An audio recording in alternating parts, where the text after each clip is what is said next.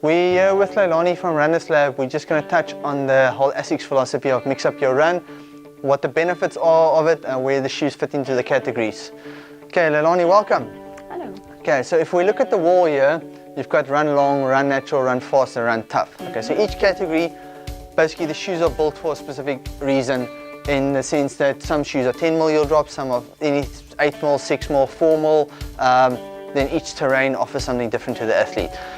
The shoes in itself are shaped differently, they're obviously for different terrains, and the benefit of mixing up your run or mixing up your shoes in essence is if guys just use run long shoes, run the same shoe repetitively the same time, they use the same muscle groups the whole time and they get overuse injuries. So the whole theory is train different muscle groups, train different ways, strengthen yourself, become a more economical, faster, better runner. Okay, so we'll just touch on the categories quickly on the shoes. So you've got your run long categories here, your neutral and your stability shoes with your Kayano GT2000, GT1000, stability category, your run long neutral shoes, your Nimbus, your Cumulus, your Pulse.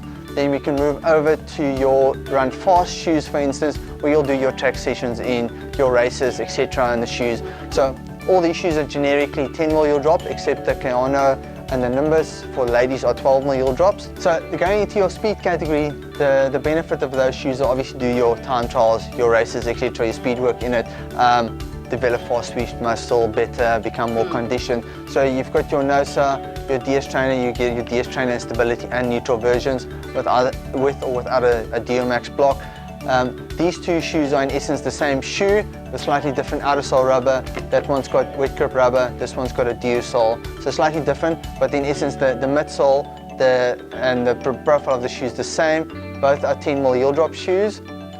This NOSA, for instance, it's developed specifically for triathlon use, although you can use it for normal road running. It just comes with added benefits where it's got a lighter weight upper, it's made for sockless running, comes with elastic laces, etc. And with a DioMax block just for stability. Then you go one down, it's 8mm heel drop shoe, your DS Racer for faster pace stuff. For what distances would you recommend? Look, I mean, it depends on conditioning of athletes itself. We get some elite runners that do marathons in this type of shoe. Obviously running a marathon shoe will just not make the shoe last as long, but generically I'd say DS Racer, anything from your 5Ks up to your 21K runners. Then you've got your hyperspeed 6mm heel drop shoe for your more elite guys. Once again, some of the elite guys use it for marathons, except for extremely lightweight. Then what's the weight difference between? That's about 20 grams weight difference between the shoe. This has got a stability block in it itself. But it also depends, some neutral runners might need a little bit of stability as fatigue sets in. Then you get your run natural shoes. The category in itself lends itself, there's less structure in the shoe to make, basically it's like a gym for your legs and your feet. Yeah, so you've got your 6mm Super J, 33 6mm heel drop shoe, you've got your 33 DFA, your 4mm heel drop shoes. So as you see, there's no heel counter in the shoe, so it's less stable. There's no truss stick in the shoe, it's less stable. It's got a fluid access, so the shoe deforms in the right way when you run. Strangely enough, this, because it works your Achilles, your calves, your feet a bit more. Strangely enough, especially the Super J, some of our elite athletes like Jan Frodeno, for instance, use this as his race shoe. Just in the pure sense, it's got a fluid access, the shoe set up in a way that the medial slide is slightly more dense than the lateral side, but a neutral runner can also use it because it's not the same as a stability block. More to your foot. Yes, it doesn't push you out, it's just there if you need it. So some of the elite guys actually use this, like the shoe, like the cushioning in the shoe.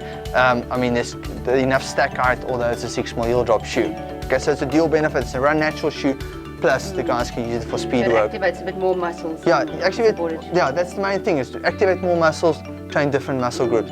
Then if we go back to that side now, so we've done your run long, your run fast, and your run natural categories. So then you've got your run tough category. Obviously, that's running off-road. The shoes are shaped differently, etc., etc. We'll go into more detail a bit later on that, but just touching on it now. Obviously, running in mountains, you need more structure in the shoe, a bit more stable shoe, rugged materials.